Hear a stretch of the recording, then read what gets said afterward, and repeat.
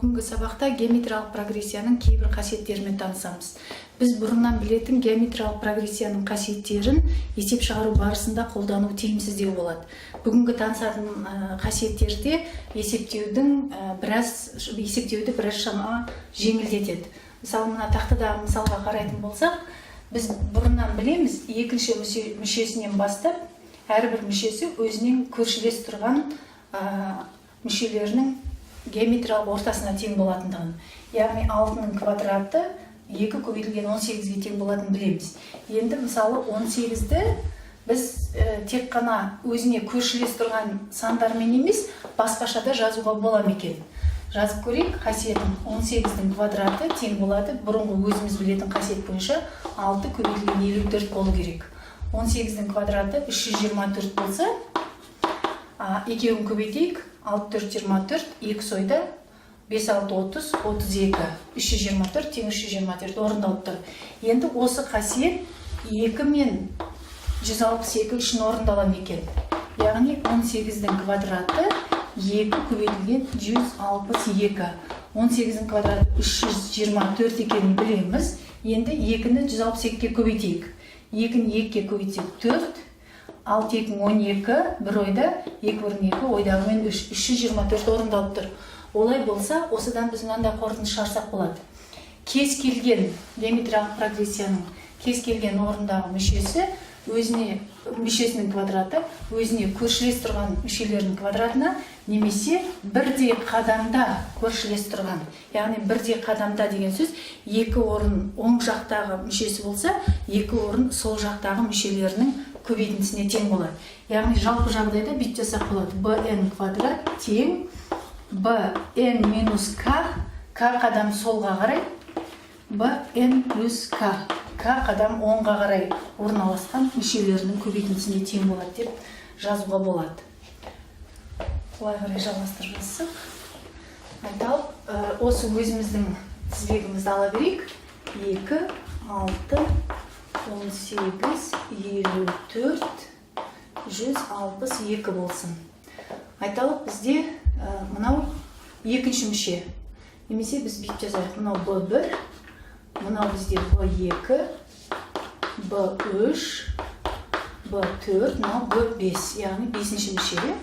Енді индекстері бойынша, егер қандай да бір мүшелерінің индекстерінің қосындысы басқа 2 мүшесінің индекстерінің қосындысына тең болса, яғни 2 қосылған 5, 2 қосылған 5, 3 қосылған 4-ке тең болса, онда осы индекстегі мүшелерінің көбейтінділері өзара тең болады. Яғни мына екеуінің көбейтіндісі мына екеуінің көбейтіндісіне тең болады. Сонда 6 көбейтілген 162 тең болады 18 көбейтілген 54-ке. Өздерін көбейтіп тексеріп көрсеңдер болады. Яғни жалпы жағдайда, егер n қосу k, p қосу q-ға тең болса, онда bn, геометриялық прогрессия ғой, bn көбейтілген bk тең болады bp көбейтілген bq теңдігі орындалады. Яғни бұл өте сирек болса да, кей жағдайларда есеп шығаруды жеңілдетеді. Геометриялық прогрессияның тағы бір қасиетін қарастырайық. Айталық, прогрессияның қандай да бір n-ші орында тұрған мүшесі a санына, k-ші орында тұрған мүшесі b санына тең болатын болса, онда еселікті біз мына формуламен тауып алуымызға болады. Еселіктің дәрежесі n минус k, яғни индекстерін азайтамыз. Бұл жерде n k-дан үлкен болу керек деп қарастырайық. Яғни n бірінші азайғыш ретінде жазылып тұрса, онда a-дан k-ның мәні, k индекске қатысты b-ның жаңағы прогрессияның мәні b-ға бөлеміз. Сонда n минус k индексті азайтамыз, a-ны b-ға бөлеміз. Бұл қасиет q-ды жылдам табуға көмектеседі.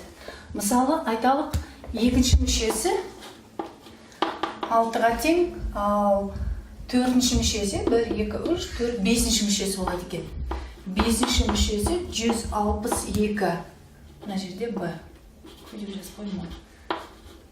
екінші мүшесі 6-ға, бесінші мүшесі 162-ге тең болатын геометриялық прогрессияның еселігін тап десе, онда біз не істейміз?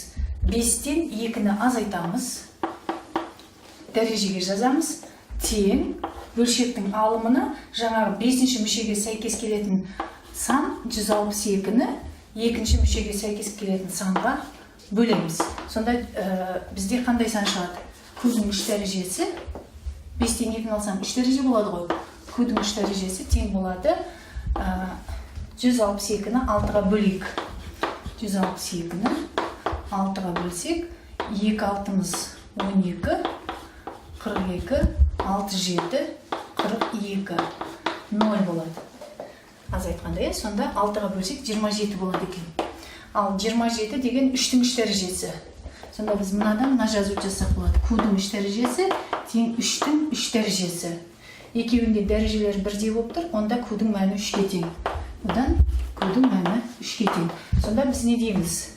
Екінші мүшесі 6-ға, бесінші мүшесі 162-ге тең болатын геометриялық прогрессияның еселігінің мәні 3-ге тең болады. Яғни біз жаңа өзіміз үйренген формуламен жылдам тауып алдық. Ал басқаша өзіміз білетін әдіс бойынша осы жерден-ақ 6-ны 2-ге бөлсем 3 болады, еселігінің мәні 3-ге тең деп тапсақ та болады. Ал барлық мүшелері белгілі емес, қандай да бір 2 мүшесі белгілі болған жағдайда осы формуланы қолданған тиімді. Мынандай бір қасиетке, бағанағы өзіміз үйренген қасиеттерге мынандай бір мысалды көрсетейік. Геометриялық прогрессияның алғашқы 9 мүшесінің одан кейінгі 9 мүшесінің қосындыларына қатынасы 512-ге тең. Алғашқы 9 мүшесінің қосындысының одан кейінгі 9 мүшесінің қосындысына қатынасы 512-ге тең болады дейді. Еселікті табыңдар дейді.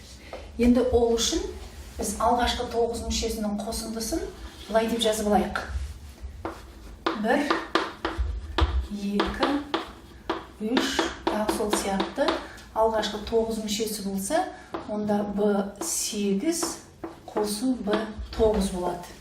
Ал бөліміндегі 10-шы мүше дегеніміз бірінші мүшеге Q-ді 9 рет көбейт деген сөз. Яғни ашып жазайды. B1 көбейтілген Q-дің 9 дәрежесі болады.